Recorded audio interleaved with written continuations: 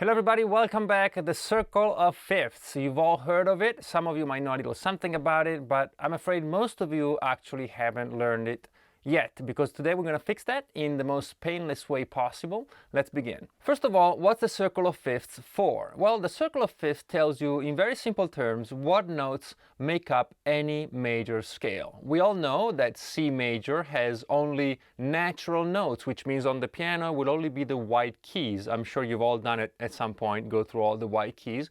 That's the C major scale. But that's the only scale that can have no sharps and no flats.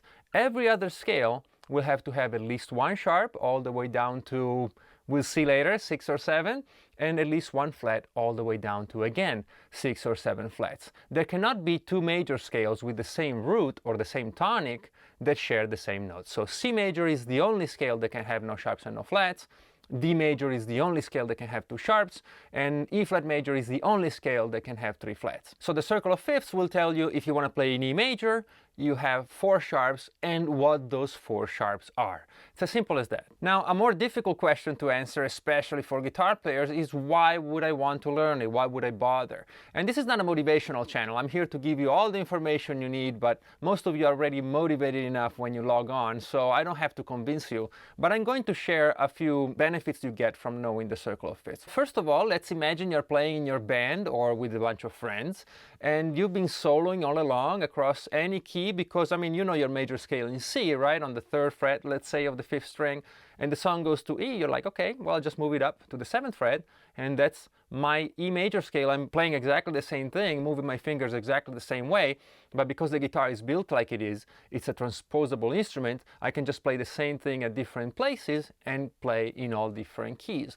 which is true, and it's one of the great things about the guitar, but it's also one of its drawbacks, because at a certain point, the other guitar player in the band will go like, you know what, you've been soloing for like an hour, can I solo a little bit, can you play some chords?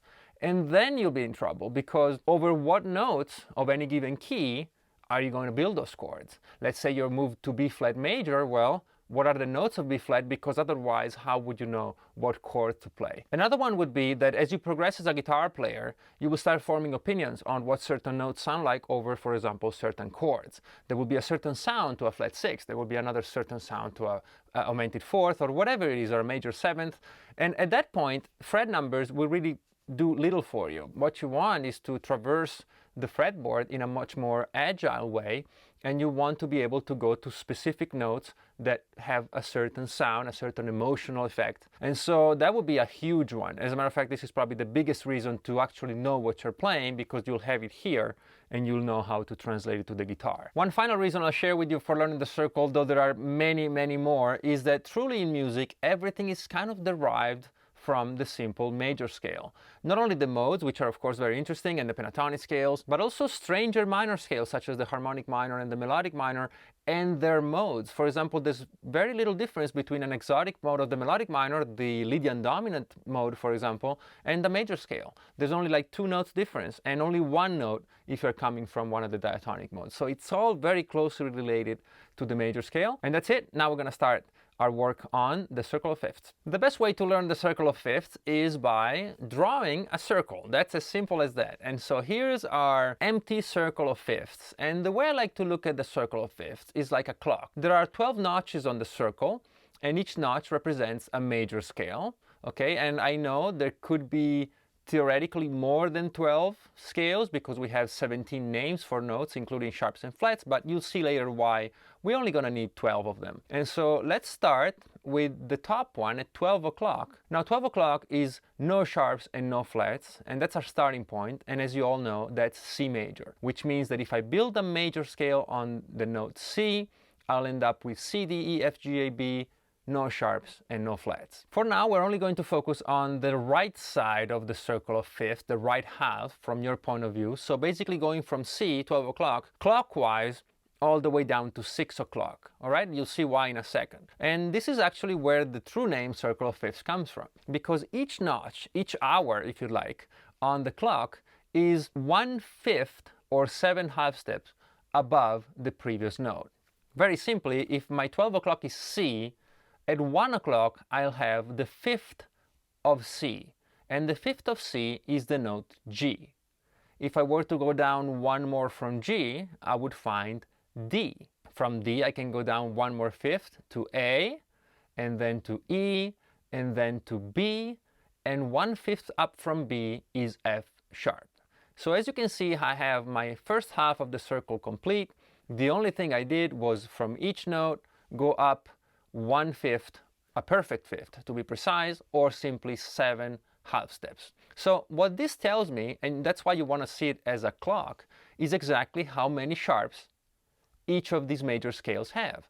So if I look at 3 o'clock, 3 o'clock means 3 sharps. A major, the scale of A major, has 3 sharps. If I look at 2 o'clock, that's D, it's only 2 sharps. So you see, it's fairly simple. All you have to do is walk down the circle, always going up 1/5 at a time. Now, as we go down towards the B, which has 5 sharps, and then the F sharp, which has 6, you might wonder, why have I stopped? And I could actually keep going just for one more and give you the fifth of F sharp. The fifth of F sharp is C sharp, and so we'll put it right there at 7 o'clock. But now we're at a point where all the notes in my scale, all 7 of them, are sharp. And if I keep going, I'll have 8, 9, 10, 11 sharps, which means my notes will have actual double sharps. And for major scales especially, this is overkill. So there must be a simpler way of taking care of the left side, the counterclockwise side of the circle, and that's where the circle of fourths come in. And I know what you're thinking, what do you mean the circle of fourths? We were doing the circle of fifths, it was starting to make sense, and now you're mixing it all up again and making it more complicated, but truly is not. It's the same exact thing. You saw how if we keep moving up in fifths, we end up with some non-viable or at least very stupidly difficult scales with 10, 11 sharps, and it makes no sense. And so one way to change the view on that is to actually see the circle as 2 separate clocks. Clock 1 to 6 moves up in fifth, but clock 1 to 6 on the other side moves up in fourths. Now, a fourth is the same as a fifth, but inverted. So if I go from C to G, that's a fifth. If I go from this G to the next C, that's a fourth. Okay, so it still is a fifth, we just look at it from the other side. And this will become more apparent as we go on. For now, let's just go back to 12 o'clock. We have C, no sharps and no flats. And I decided to now climb in fourths. Now, what is a fourth? A fourth is 5 half steps. In this case, if I go 5 half steps from C, I find the note F. And because this is a mirror image of the other side, F major will have only 1 flat. So we have 1 o'clock on this side, which is G, and 1 o'clock on this side is F. Now, if I keep building up in fourths, so 5 half steps at a time, I find that a fourth of F is B flat. So the scale of B flat will have 2 flats. A fourth of B flat is E flat, which will have 3 flats. And then up from there, we go to A flat major, which has 4 flats. And then D flat major has 5 flats. And finally, the fourth of D flat is G flat, which is 6 flats. As you can see, F sharp and G flat have the same amount of sharps or flats. So they're actually the same scale. F sharp and G flat is the same note. And so you see now that instead of having, for example, at 9 o'clock, so to speak, 9 sharps that we would have if we were kept going with fifths, now because of the backward movement of the circle of fourths, we only have 3 flats. As a matter of fact, we could actually get rid of that C sharp scale that had 7 sharps, because if I were to choose a scale between having 7 sharps or 5 flats, I would choose 5 flats. And therefore, if I'm playing somewhere, let's say on the 4th fret of the 5th string, I would call that D flat major and not C sharp major, because I prefer to work with 2 natural notes and 5 flats than all sharps. And so to make this circle as simple as possible, this is my advice. If you have a major scale, always call it either natural. You see that you have C major, D major, you have E, F, G, A, B. But if it's an altered note, if it has a flat or a sharp, always go with flat. There's no benefit ever in having a sharp major scale. The only one that's kind of the same is the one at 6 o'clock. It's true, they both have 6.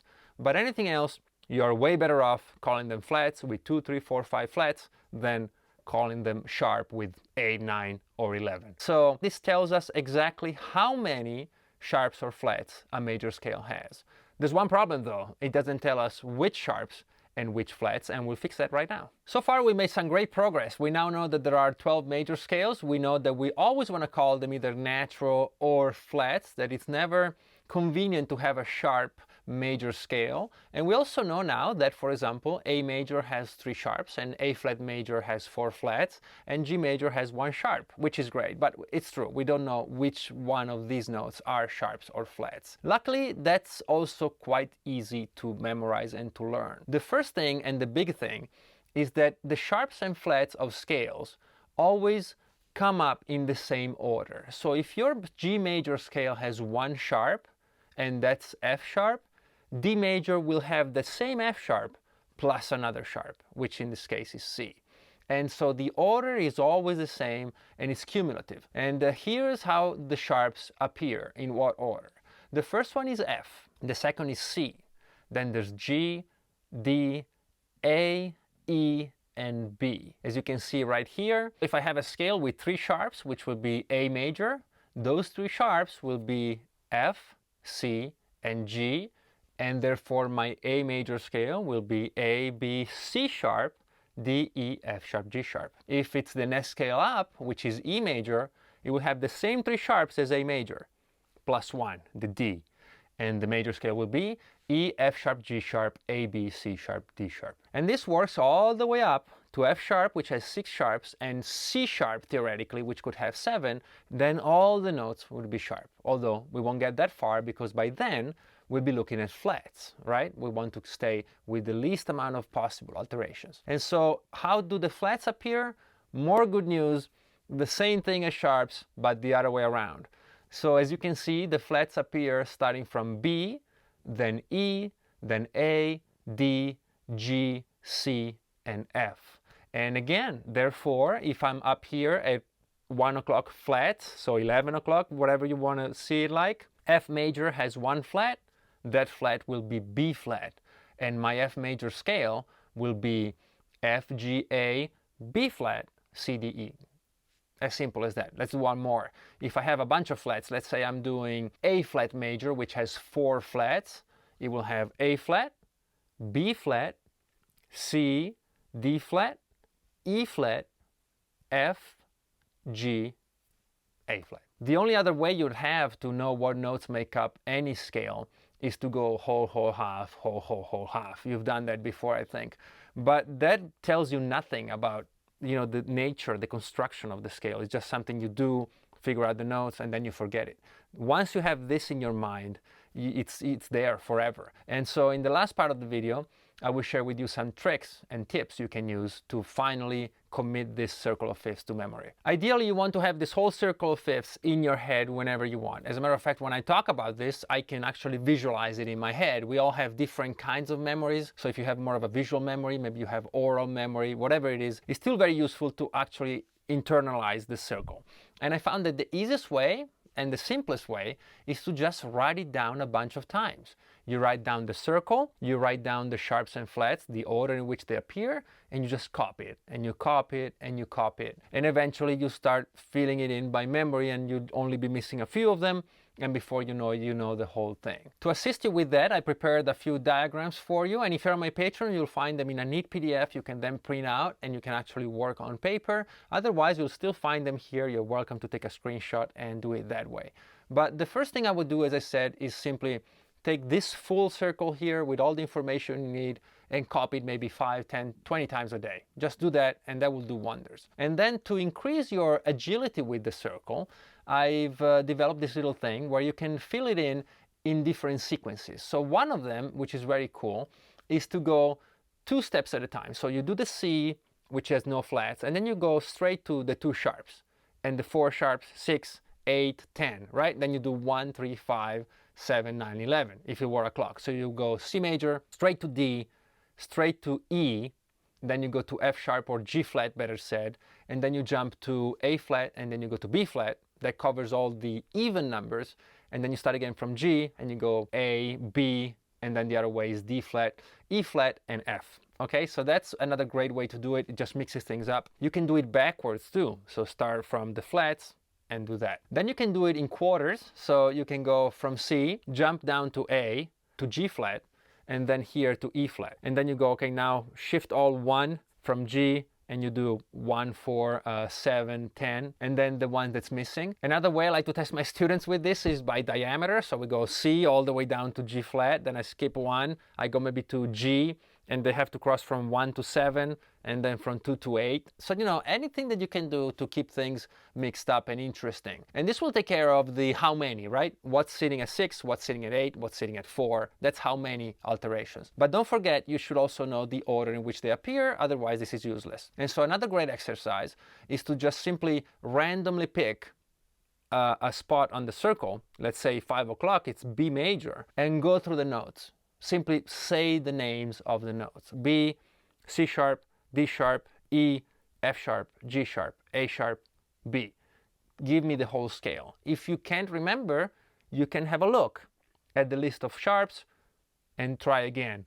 Do this for a few days, and again, you'll have it in no time. Again, if you're on my Patreon, you'll get this actual workbook where you can fill the circle of fifths in all kinds of different ways. But with enough motivation, you can do it by yourself as well. The circle of fifths is great. It's worth your time and effort, and I hope this video helps you with that. If it does, please do the usual: like, subscribe, share. It's really hard to get YouTube to notice some of these videos which are not sensationalists, and so your help is greatly appreciated. Thank you so much, and I'll see you on the next one.